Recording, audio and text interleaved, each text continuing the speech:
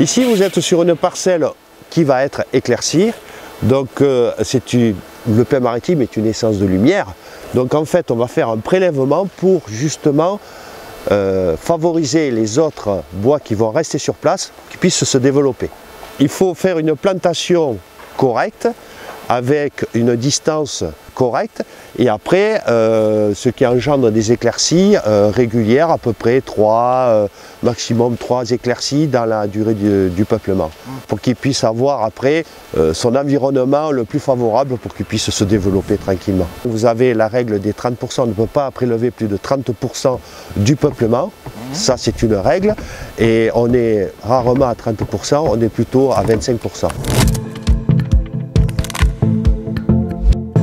Alors avant de réaliser l'éclaircie, on va faire un travail d'entretien pour le sol, pour qu'on puisse mieux voir les tiges à prélever. Il peut y avoir un marquage au préalable des arbres justement à prélever pour avoir la concordance par rapport aux tiges à l'hectare. Et après, autrement, l'entrepreneur ou nos personnes qui travaillent pour nous peuvent prélever les essences qui sont soit malades, enfin les tiges qui sont soit malades ou qui sont à prélever, enfin qui ne sont pas d'avenir. Nous avons des engins adaptés, essentiellement des 6 roues, pour permettre justement de ne pas trop tasser le sol, avec des engins de débardage également en 8 roues.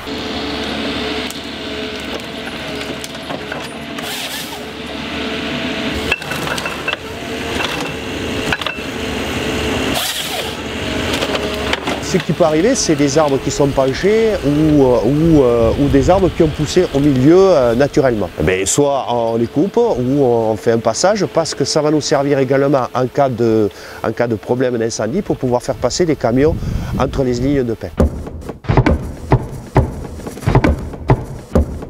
Alors ça devient là, dans ce type de peuplement, ça va aller dans une papeterie et ça va servir à faire du papier craft, par exemple.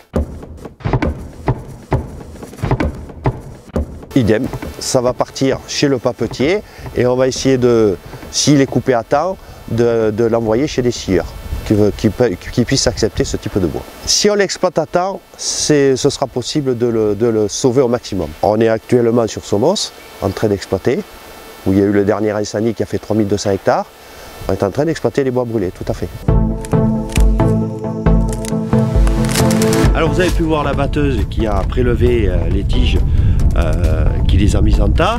Après il y a la deuxième phase qui est le débardage, où nous avons un porteur ou un tracteur adapté qui va charger ces tas et qui va les entreposer sur un dépôt de bois qui est référencé.